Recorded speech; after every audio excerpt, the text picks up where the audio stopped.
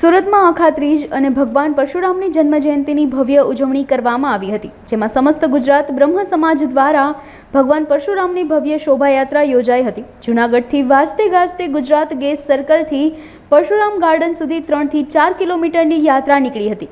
યાત્રામાં વિશાળ પરશુરામની પ્રતિમા રાખવામાં આવી હતી।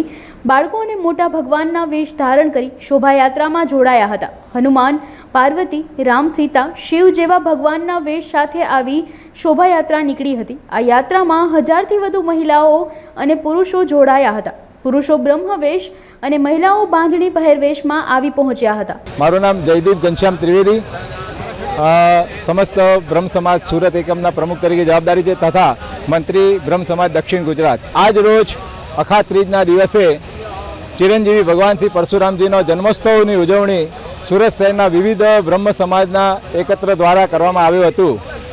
દર વર્ષે બ્રહ્મ સમાજ દક્ષિણ ગુજરાત, શ્રી સમસ્ત ગુજરાત બ્રહ્મ સમાજ મહિલા મંડળ, બ્રહ્મ વિકાસ પરિષદ તથા જે અલગ અલગ જ્ઞાતિઓ છે તે બધા ભેગા થઈને દર વર્ષે ભગવાન પરશુરામનો જન્મોત્સવ ઉજવે છે।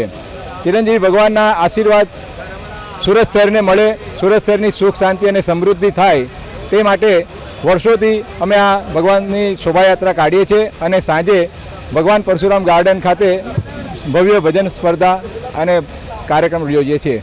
આ શોભાયાત્રાનો સંદેશો એ જ છે કે વિકસિત શહેર સુરતને સુખ શાંતિ સમૃદ્ધિ થાય તથા ખૂબ પ્રગતિ કરે અને ભગવાન પરશુરામના આશીર્વાદ પ્રાપ્ત થાય શહેરને માટે એક તો આશય છે। આમ કહેવાય છે કે વાપીથી તાપી એ પરશુરામજીની ભૂમિ છે, તો ભગવાન પરશુરામજીના આ વિસ્તારના લોકોને આશીર્વાદ મળે અને સુખ સમૃદ્ધિ થાય તે જ મુખ્ય આશય છે।